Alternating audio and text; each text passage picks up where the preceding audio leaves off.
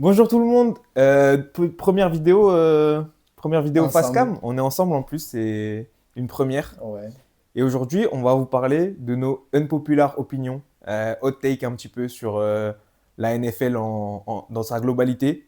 Et voilà, on a des petites ardoises en plus pour l'occasion. Voilà. On va faire un top 3. Ouais, On va faire un top 3. On a bien sûr les maillots qui désignent nos équipes un petit peu de déco. favorites. Et ouais. Voilà, ça. Concept inspiré de Trash Talk en plus, un petit shout-out Voilà. à la team de Trash Talk. Voilà. Bon, ben, je pense qu'on peut y aller. Donc, top 3, bien sûr, notre troisième unpopular. Je sais pas si je vais les mettre dans l'ordre moi, Ah mais ouais? Moi, je fais de la plus de 3, c'est la moins. Et la une, c'est vraiment une dinguerie. Tu vois. ok. Genre, les gens, ils vont dire: Ah ouais, mais il est fou celui-là. Ok, bah commence alors. On les Ok. fait chacun son tour ou tu veux... Non, On parle de la les tienne montres d'abord? et bah, de toute façon, on va voir. Ok. Allez. Je pense que la mienne, là, beaucoup de monde seront d'accord avec moi. C'est pas une dinguerie. Ouais. C'est bon, on montre. Allez. Allez, hop. Donc, pour moi, le tanking en NFL n'existe pas. Et toi?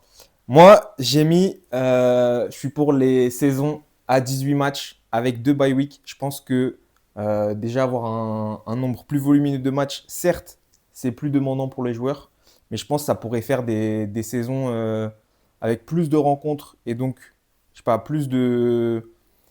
petit peu plus de suspense parce que souvent ça arrive que voilà, à partir de la moitié de la saison, de la week 8-9, on commence déjà à avoir des grosses tendances sur qui va se qualifier, qui va passer à la saison prochaine, etc.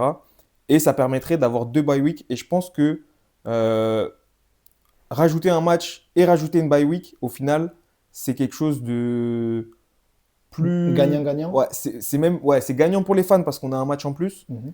Et je pense que les joueurs préféreraient, enfin après je ne veux pas parler pour eux, mais je pense qu'avoir une bye week supplémentaire, c'est vraiment, c'est vraiment un gros avantage la récupération, etc.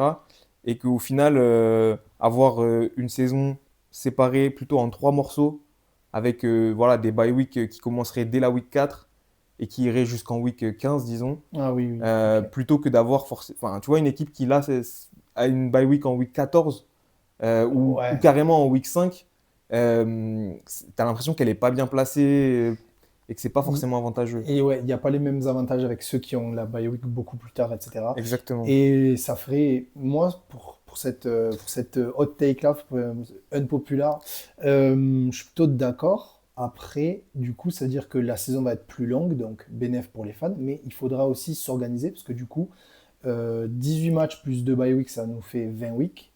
Comment comptes-tu organiser tout ça? Ben, Parce pour qu'il moi, il y faut a un que tu truc, rajoutes il y 2 a un truc, weeks. il y a un truc super facile. Déjà, je changerai dès la pré-saison. Je sauterai le Hall of Fame Game qui, je trouve, sert franchement à rien. Et en fait, je ferai commencer la pré-saison, donc la week 1 de la pré-saison, à la place de la week où il y a le Hall of Fame Game. Et du coup, on aurait potentiellement une équipe, mettons, qui est le first seed en playoff. Elle aurait les 2 bye week de base, Plus la plus la bye troisième. week de qualification, et éventuellement une bye week avant le Super Bowl si jamais elle va jusque-là. Et donc, je pense qu'au final, on gagne un match en plus, qui pourrait d'ailleurs être un match à l'international. En plus. Clin d'œil. Et à Paris.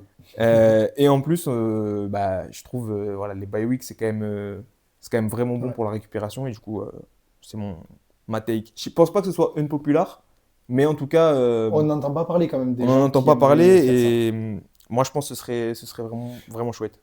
Pour ma part, c'est validé et je suis plutôt d'accord. Après, ça me fait rire parce que je me souviens, enfin, j'étais pas né, mais dans les années 70, le Super Bowl, il était, tu sais, aux alentours du 15 janvier. Du coup, là, on aura le Super Bowl un mois plus tard, donc on aura gagné finalement un mois par rapport à ce qu'il y avait dans les années 70. C'est ça.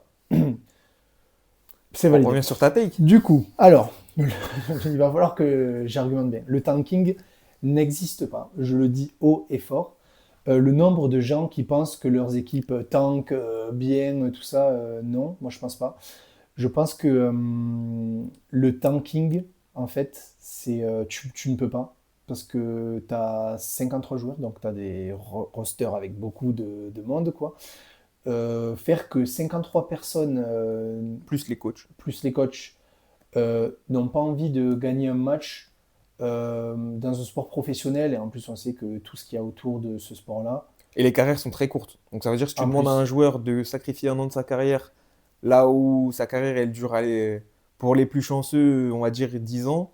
pour les plus chanceux. Pour les plus chanceux, Ouais. c'est plutôt 3 en général, en moyenne. Tu lui demandes de sacrifier quoi, entre 10 et 30% de sa carrière Non, mais c'est pour clair. tanker un an. Et j'entends ceux qui pourront dire, qui pourront contre-argumenter ça avec oui, mais nous, lors de la week 18, on a fait tourner tous les starters, ils ont pas joué. Je pense que c'est pas du tanking, c'est uniquement question de blessure, parce qu'on a vu que combien d'équipes sont à une blessure finalement de faire une saison vraiment moche Ouais, comparé à ce qu'ils auraient pu faire. Donc, par exemple, imagine, si un Burrow il se blesse en week 18 chez les Bengals, pour la saison d'après, on a vu, regarde, Patrick Mahomes, il s'est blessé week 15, et là, on n'est même pas sûr qu'il soit en jambe week 1. ouais, bien sûr.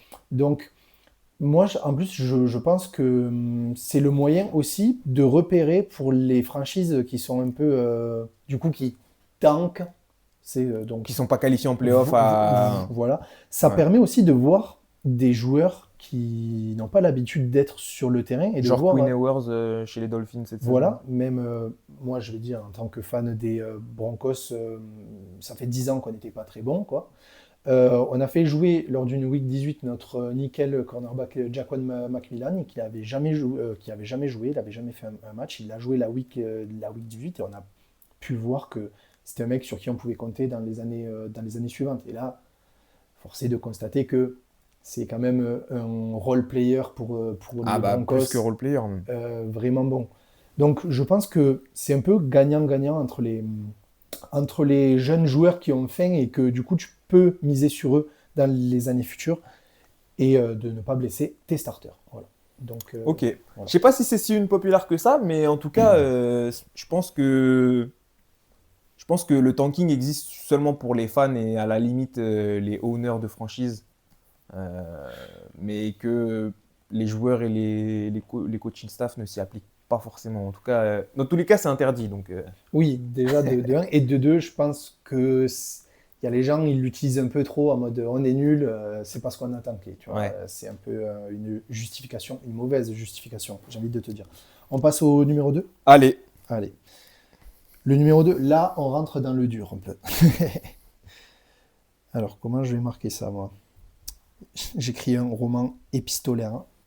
Voilà. Est-ce que t'es prêt? ouais, je suis prêt. Alors, numéro 2. Numéro 2.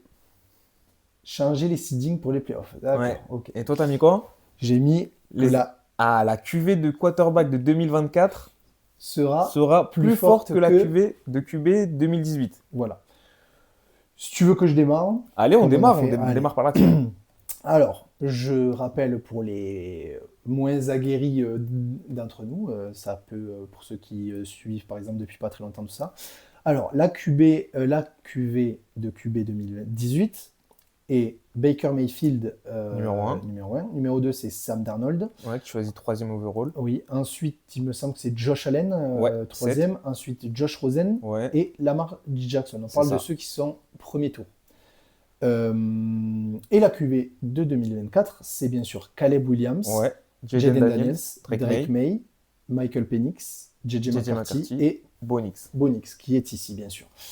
Je pense que ces joueurs-là que j'ai cités, dans un classement all-time à la fin, on se dira qu'ils sont plus forts que ceux de 2018. Et pour moi, c'est une unpopular. Je ne sais pas ce que tu en penses, car C'est une populaire parce qu'on les a vus que depuis 2 ans, les 2024. déjà de 1 et de 2, les QB de 2018, ça va, c'est pas trop mal. Bah, il me semble. t'as un double MVP, Lamar Jackson, t'as un MVP, Avec Josh Allen. Josh Allen.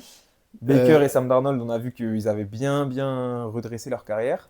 Pas dans les équipes qui T'en as un les qui ont a, draftés. là, à l'heure où on tourne, il joue demain le Super Bowl, Sam Voilà. Darnold. Et va peut-être le remporter. En tout cas, Et il est dans favori. 2024, t'en as aussi un qui joue, puisque Drake May, il est aussi au Donc, Super Bowl demain. ouais, c'est vrai que Il y a t'en auras forcément un Super Bowl. forcément un des deux qui aura une bague. Alors, je vais m'expliquer pourquoi. Alors, les QB de 2018 sont extraordinaires et c'est pour ça que c'est une unpopular. Encore, je le répète, ils sont trop forts. Quand tu vois ce que fait Baker Mayfield chez les Bucks, quand tu vois ce que fait Sam Darnold chez les Seahawks, on, le- on lui demande pas d'être le meilleur QB de tous les temps, mais ce qu'il fait, il le fait bien. Le decision making pour moi est très bon malgré des matchs à 4 interceptions. Pour moi, c'est pas ça qui définit si tu es un bon QB ou pas. Surtout que le match en soi, à part les 4 interceptions, il n'est pas horrible. Oui. Et il amène son équipe loin, même s'il y a une bonne défense, tout ça, il faut le faire, quoi. Bah, bonne progression en tout cas. Mais ce que j'ai vu de la QB de draft 2024, j'ai jamais vu des QB en fait être dans le bain vraiment de direct quoi et être vraiment très bon et de montrer de belles choses direct. Quand tu vois que Drake May, non allez, on va commencer par l'ordre par laquelle ils sont Ok, draftés. chronologique.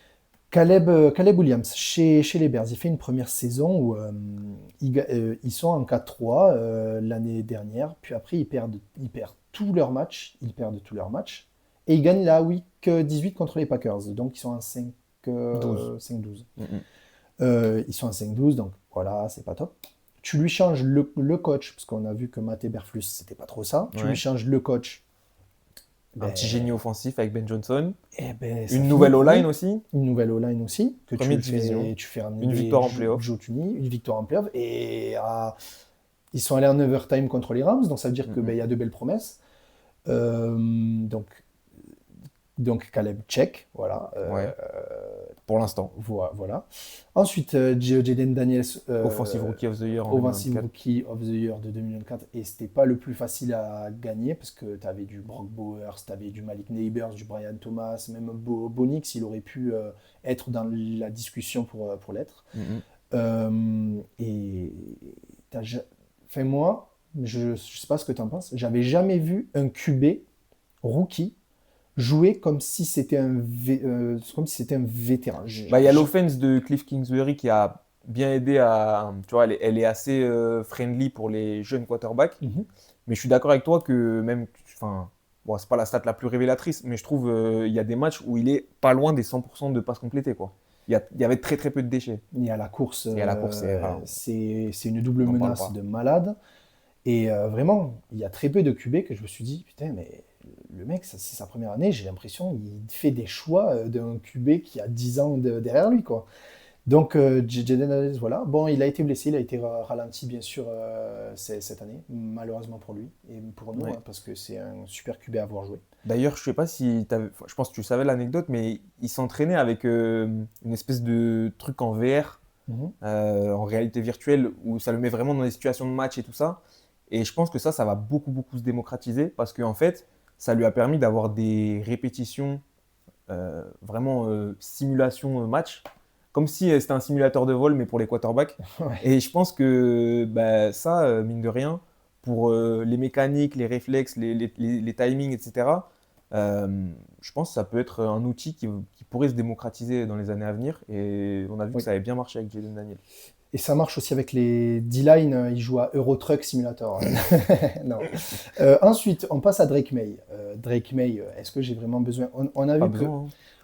en fait, pour faire un peu vite sur lui, on a vu que sans aucun talent autour de lui, donc avec une O-line vraiment pas très bonne, des receveurs pas très clinquants en termes de nom, il a su faire des choses que, waouh, enfin, tu restes bluffé. Ouais, je suis d'accord. Mais déjà, Puis, sa saison rookie, il avait montré des belles ouais, non, choses non, mais ça, je parle malgré. de sa saison, je parle Ouais, de sa ouais. saison rookie. Il y avait vraiment rien autour de lui. Il a su quand même montrer, tu sais, des flashs, tout Mm, ça. mm.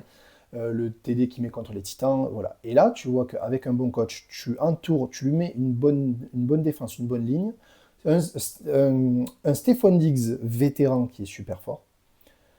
Ben, le mec, il va au Super Bowl. Alors, certes, oui, il y en a qui vont dire le calendrier, tout ça, mais le truc, c'est il faut le faire, quoi. Non, mais de C'est toute façon, il va pas à un vote du titre de MVP juste grâce au calendrier. Il faut candidat appeler un chat un MVP. chat.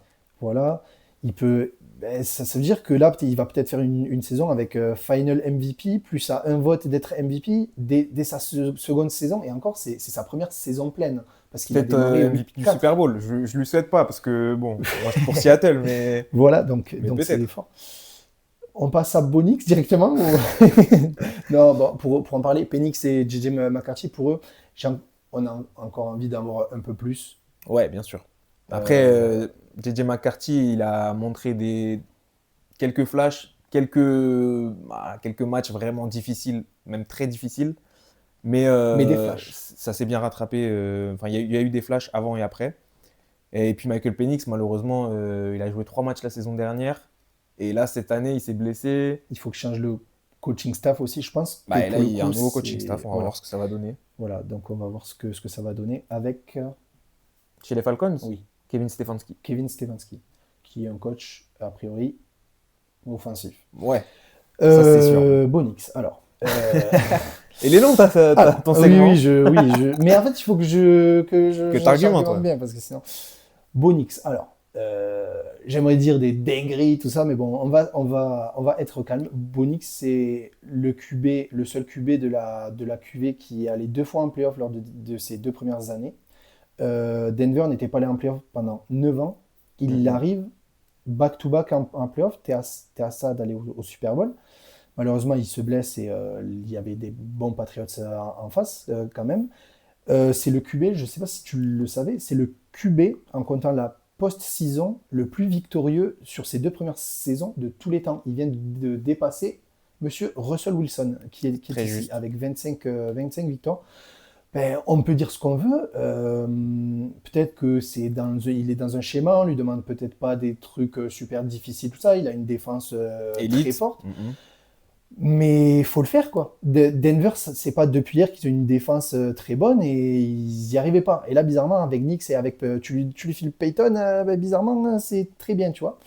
Donc, ouais, voilà, y a rien d'autre à dire de plus. Je pense que c'est des QB qui vont. Plus ils vont engranger de l'expérience, plus je pense ils vont nous prouver que j'ai raison. Bah, Voilà, en tout cas, on vous le souhaite. merci. Et puis, après, je pense que le temps va jouer forcément, parce que on parle de QB qui ont quoi, 6, 8 ans d'expérience en face. 8 ans, enfin, ça va, ouais. Ça va faire 8 ans contre 2, donc forcément, ils ont un peu d'avance, on va dire. Ouais, Mais en fin de carrière de tous ces joueurs-là, on pourra faire le bilan et on verra exactement. si. Comme Jackie Brown, pour ceux qui ont la ref. Exactement.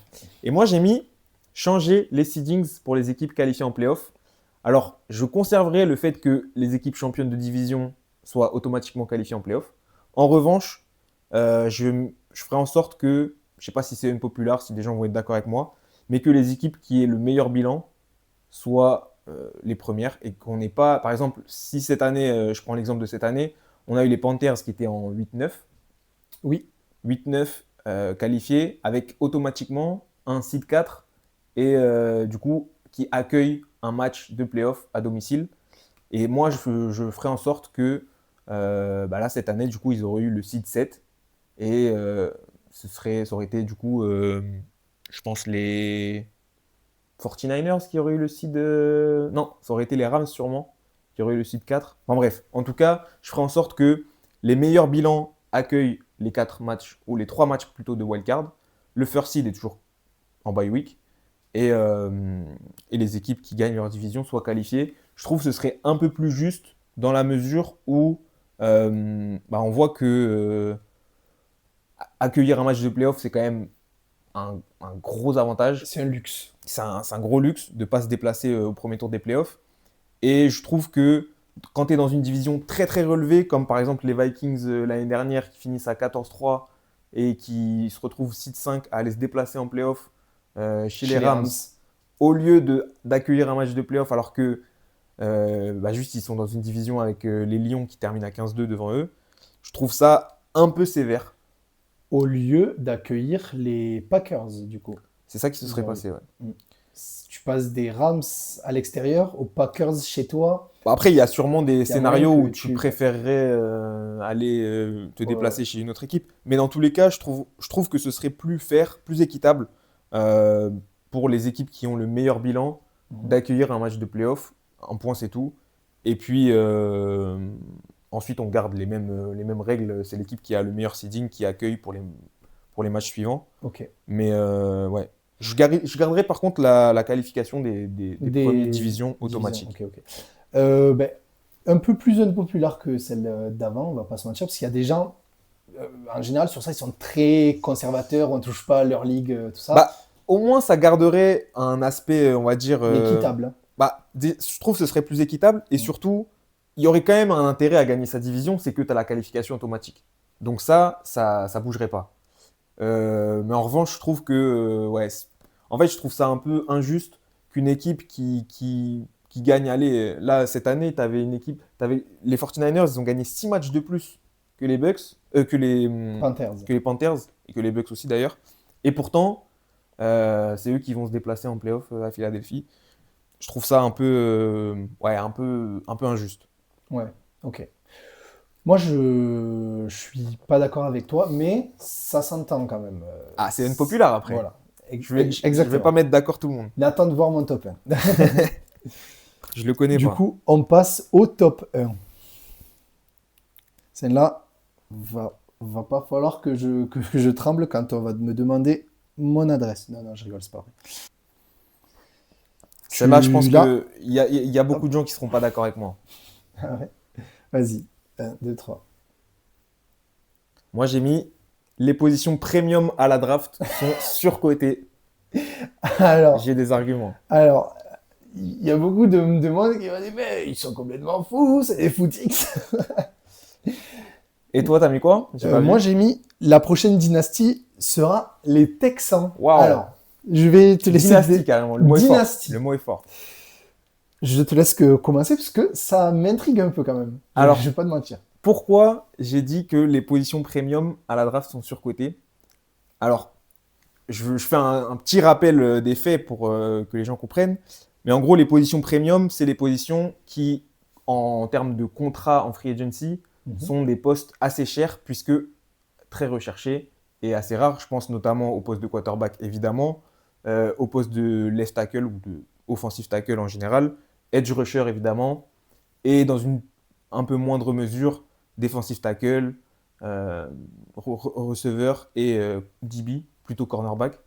Et on a des positions enfin un petit peu dévaluées par rapport à celles-là, parce qu'elles sont moins chères en free agency Les et du safety. coup plus faciles à remplacer. Les safety, les running backs, les linemen offensifs intérieurs, les linebackers. Euh, bon, j'irai pas jusqu'à dire les kickers et les punters, mais voilà, ça c'est les positions premium et les positions pas premium. Et en fait, à la draft, peu importe le joueur que tu choisis, son contrat rookie, il est quasiment fixé dans une fourchette. Il y a une grille en fait, en fonction de là où tu es drafté, bah, ton contrat ce sera tant. Euh, et donc, quand on sélectionne par exemple un running back qui est une position assez dévaluée en valeur marchande, quand on le sélectionne haut à la draft, bah, en fait on fait moins d'économies relativement à la position que si on avait choisi un quarterback, puisque un quarterback, disons que je vais prendre une fourchette haute, en free agency, c'est entre 35 et 45 millions par an pour un quarterback médian, on va dire. Si tu le prends au premier tour de la draft, son contrat rookie, ça va être 10 millions. Donc tu vas faire une grosse marge sur un quarterback en contrat rookie. Après, quarterback, c'est un cas assez particulier, je Oui. vous l'accorde, mais je pourrais appliquer ça à un poste de edge rusher où les meilleurs sont payés 30, 40 millions par an, voire plus. Et à la draft, ce serait toujours 10 millions. Donc tu ferais un écart de 30 millions d'économie. Alors que si tu prends un running back où les meilleurs running backs sont payés allez, 15, 15 18 millions. millions par Ouais. an, grand max, bah, tu fais une économie de seulement 8 millions à peine sur un contrat rookie de running back, puisqu'il serait payé pareil que n'importe quel rookie qui a été sélectionné à cette place-là. Ok. Maintenant, pourquoi je trouve que c'est surcoté? Parce que je trouve que il y a énormément de joueurs qui sont, on va dire, propulsés en haut des tableaux et en fait qui sont propulsés en haut des choix de draft de par le fait qu'ils jouent des positions premium. Et finalement, on se retrouve avec beaucoup plus de bust sur ces positions-là, alors que les positions moins premium, enfin, du coup, c'est des joueurs entre guillemets plus safe. Et je préfère, à titre individuel, drafter un joueur avec un plancher solide et un plafond et un potentiel élevé, mais à une position pas premium et éviter à tout prix de choisir un bust, plutôt que de miser sur le potentiel et les économies éventuelles que je vais faire à la position et drafter un bust. Je pense, ouais, je préfère drafter un running back au premier tour, mais que ce soit une valeur sûre. Je sais que je vais Oui. avoir un joueur à impact immédiat qui a très peu de chances de bust, même si bon, le running back, il y a des blessures, mais ça c'est pour tous les joueurs. Euh, Plutôt que aller sélectionner un offensive tackle parce que j'ai un need au poste de offensive tackle et que c'est difficile à trouver, mais me retrouver avec une pipe sur les bras. Donc Chez voilà. Mark Stewart? Parce que là, j'ai vraiment l'impression que tu me parles de chez Mark Stewart depuis tout à l'heure. Euh, C'est pas- on sait pas, on sait pas. Moi, j'aimais bien Steven Stewart, mais Moi, bref, je sais. c'est pas ça le Non, mais, sujet. Mais non, tu vois, mais un je vois Tyler Booker je qui est vois ce que tu veux dire. sélectionné en Oh, 12e, je crois, oui, 12e par les Cowboys, ben, c'était mon choix. c'est un très bon choix. Alors que C'est en d'évaluer. termes de value, c'est pas la position la plus rentable à sélectionner. Mais pourtant, au final, je trouve que les équipes qui sont les mieux construites, c'est les équipes qui sélectionnent toujours des starters, surtout en haut de draft, qui trouvent des titulaires. Kyle Hamilton, Kyle Hamilton, c'est un très bon numéro exemple. Et 14. pourtant, 14, alors que c'était clairement Un des meilleurs joueurs un de la des draft. meilleurs joueurs de sa draft. Ouais. Donc voilà, c'est ma take. Elle peut être unpopular, mais c'est comme ça que je Bizarrement, l'explique. je pense que oui, c'est ta plus unpopular que tu aies eu, mais je suis d'accord avec ça. On a vu que toutes les équipes qui draftent bien, en général, elles s'en foutent de qui elles prennent, mais elles prennent tout le temps des, comme tu as dit, des valeurs sûres. Je pense aux Eagles, tu vois, quand ils prennent du Jihad Campbell, tout ça, même si c'est un exemple pas typique pour ton truc, mais tu vois, ils prennent tout le temps des mecs où ils sont sûrs qu'ils vont être performants, peu importe le poste, quoi, finalement. Genre Jalen Reagor, par exemple. Non, Non, je troll, je troll. non, non. Mais Ok. voilà, c'est ma take. Et toi, c'était quoi? C'était les Texans. Les Texans seront la prochaine dynastie. Là. Alors là, Alors, faut que tu m'argumentes. les Texans seront la prochaine dynastie. Déjà, je pense que c'est une des équipes qui a eu le meilleur rebuild depuis, enfin, depuis ces Ouais, 5 dernières années, on va dire. depuis qu'ils ont tradé Deshaun Watson, on va dire. Et ils ont fait un rebuild en même pas un an. C'est une folie sans nom. Ils ont fait un truc en mode ok, on est le pick 2, il y a deux top QB, ben, on va prendre celui que les Panthers ne prennent pas. Donc Bryce Young est pris chez les Panthers. Du coup, CJ Stroud va chez les Texans. Et on est de suite très très agressif. On va chercher Will Anderson Ouais. deux picks plus tard ou le pick Le d'après pick même. suivant. Le pick suivant, donc 3 avec les Cards, je crois. Le Donc rebuild, déjà, il a commencé l'année d'avant avec. Davis Smith, Non, ouais, enfin, mais quand il était QB de Davis Smith, la draft où il sélectionne Derek Stingley, c'est un an avant ça, non? oui, la draft où il sélectionne Derek Stingley, c'est avant ça. Et tu fais bien de le dire parce que déjà, tu prends un top cornerback. Donc déjà, Mhm. ça, check. Et d'ailleurs, là, c'est l'un des 3 meilleurs cornerbacks de la ligue. Ensuite, ils prennent un QB, donc le poste le plus important. En fait, j'ai l'impression que le front office travaille super bien. Bah, le Ils, general manager des Texans est très bon. voilà. Ils ont un très bon head coach, Nick Caserio, je crois. Nick Caserio. Il Ça vient de est me. italien. Caserio, peut-être, Il, je sais pas. il est de Calabrese? Non, je sais pas. Donc du coup, ils ont un front office de malade. Ouais, Ils ont un head coach, un très jeune head coach qui, pour moi, ne va pas être très inquiété lors de ces prochaines années. Donc ça, check. Demeco Ryans. Demeco Ryans, pour le citer, voilà. Mhm. Euh, la défense, est-ce que j'ai vraiment besoin d'argumenter sur la défense? Et d'ailleurs, c'est quasiment que des joueurs pris à la draft, hein, si tu regardes bien. Beaucoup de talents formés à la maison, on va dire. Kalen Bullock, Ouais, Jalen Pitre, ouais. Derek Stingley, Kamari Lassiter. Kamari Lassiter, Will Anderson. Tu as du Henry Toto et du Christian Harris très bien.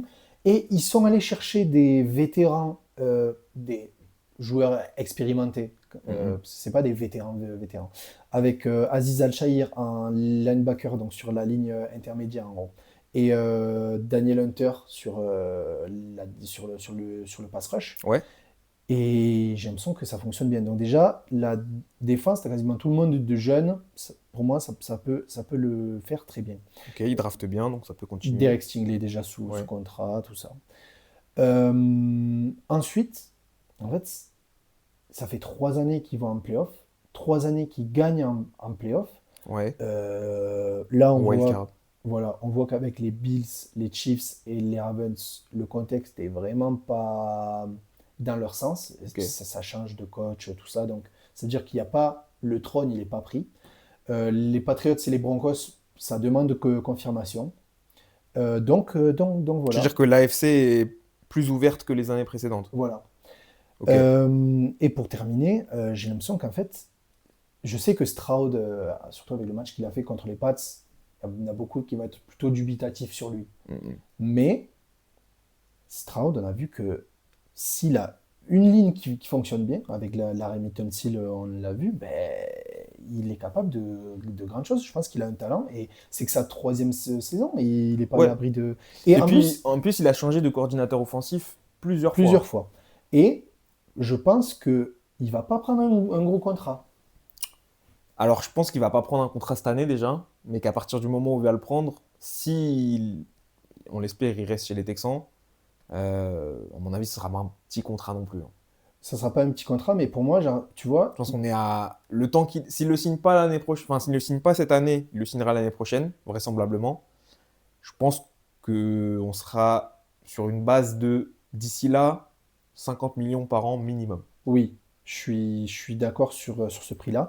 Mais tu vois, ça va pas être Drake May, ça va pas être Daniels ou Caleb. Je pense qu'il va prendre moins. Ah, Et il va signer, enfin il va prolonger avant eux, donc oui, c'est sûr qu'il prendra moins, mais quasiment. si il prolonge, on va dire, parce qu'ils sont à 2 années d'intervalle, c'est 2023? Non, c'est 2023 et 2024. Donc ils sont à une. Donc ça veut dire que si lui, il a sa fifth year option, alors que Drake May, par exemple, il décide de le re-signer direct, Mhm. ils peuvent signer quasiment à 6 mois d'intervalle.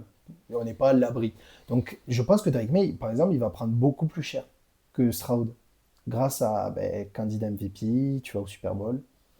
Donc pour moi, Stroud, c'est pour ça je pense que il va pas prendre un contrat exorbitant comme l'a fait Dak Prescott ou comme l'a fait Joe Burrow ou comme l'a fait Herbert, mais il va prendre un bon contrat. Mais du coup, pour Mais le moi, cap space augmente chaque année, donc en vrai en plus, ça, donc, ça devrait mais aller. du coup, qu'est-ce que pour qu'il y ait un peu de que Ouais, moi, il faut que tu m'emmènes jusqu'à Dynasty. Parce que là, ils gagnent des matchs en playoff tous les ans, d'accord. Leur défense est jeune, d'accord. Leur mais coaching staff est bon, leur front office est bon. Mais là, tu m'as dit Dynasty. Qu'est-ce qui leur fait passer le stade?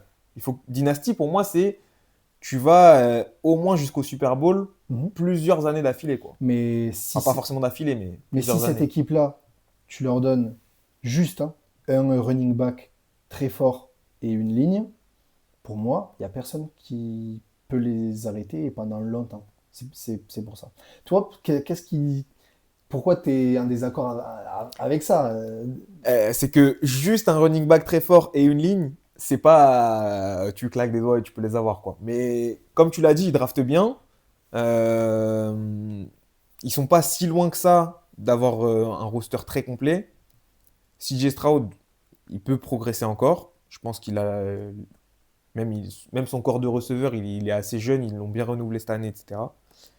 Euh, En vrai, c'est une take. Si ça arrive, je serais pas hyper étonné. Bon, je serais quand même surpris, Mais c'est une unpopular. mais c'est clair, Voilà. ouais, c'est un long shot. Voilà. Mais je sais pas. Pour moi, la ligne des Texans est meilleure que l'année dernière, mais on est quand même Il en faut sur. plus. Il en faut beaucoup plus. Je pense que actuellement, à part Ersery qui pourrait vraiment prendre Step up. un step-up dans les années à venir, sinon on est quasiment, je crois, 3 postes sur 5 ou 4, voire 4 postes sur 5 qui sont des vétérans qu'il va falloir remplacer puisqu'ils vont pas tout péter d'ici l'année prochaine, quoi. Après, je sais pas si tu as vu, il y a les Pats, ils sont quand même passés de une des pires O-line à une très bonne O-line. Donc pour moi, Une O-line correcte. oui. Donc Correct. c'est pour ça, pour moi, il faut, Average. il faut, il faut qu'il drafte bien, il faut qu'il fasse les bons moves, etc. Et je pense que si, en fait, pour moi, c'est si toutes les planètes s'alignent, entre gros guillemets, si genre, ils travaillent bien, pour moi, sur des matchs, ils sont inarrêtables. Enfin, je sais pas comment on peut gagner qu'on peut gagner contre eux. Parce que là, il y a les Pats, ils gagnent contre eux, mais parce qu'il faut que CJ Stroud, il envoie 50 interceptions, qu'il fumble 50 fois la balle. Après, oui, je sais que c'est Stroud, Et qu'il voilà, faut que la défense reste bonne aussi, et que quoi. la défense est très bonne côté Pats. Mhm. Mais Pour moi, vraiment, ils sont à une O-line près de rafaler tout le monde déjà du côté de la conférence AFC. Voilà. Ok. Après, le Super Bowl, c'est sur un match, tu le sais, il peut y Non, mais avoir des ça, ok, surprises. j'entends Voilà. ta unpopular Voilà. opinion. Donc, une planète alignée que ça fonctionne. Ok, Et dans 3 ans, on en reparlera. Vous pourrez me dire si j'avais tort ou pas. Voilà. ça marche. Bon, du coup, tu la valides en tant que top 1. Hein. Hein. Ah, ça c'est sûr que je Ça, c'est pense, validé. à part quelques fans des Texans, il y a peut-être pas beaucoup de gens qui le voient venir en tout Ouais. cas. Sinon, débat parallèle, tu connais les fans des Texans, toi? En vrai?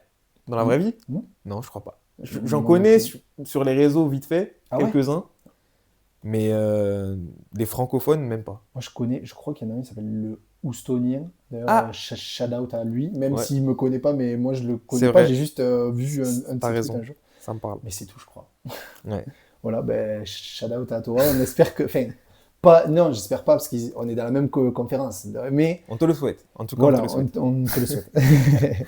Voilà. Ben voilà, c'est tout déjà. Ouais, C'est déjà ben, c'est la fini. fin de la vidéo. Hein. J'espère qu'on va essayer d'en faire quand on se verra, d'autres, etc. Ouais. Ouais, donc voilà. Ben, merci N'hésitez pas beaucoup à d'avoir vous regardé. abonner. Abonnez-vous, suivez le compte sur Instagram et sur Twitter, on poste régulièrement. Rappelle-le le nom du compte Endzone-FR, sur Insta, facile à trouver. Twitter, TikTok TikTok et maintenant. YouTube. Voilà, c'est à peu près tout. Jacques Augière sur Twitter si vous voulez, si vous êtes fan des Seahawks, bien sûr. Ouais, et tu peux faire la promo pour les podcasts aussi. On devrait faire des podcasts plus régulièrement, sûrement pendant l'intersaison. Ah oui, Et puis ensuite, on continuera la saison prochaine. Je sais pas quand est-ce que cette vidéo va sortir, mais si le Super Bowl est déjà passé, j'espère qu'on a gagné. Et puis voilà, merci beaucoup. À bientôt tout le monde. Ciao. allez, ciao, ciao.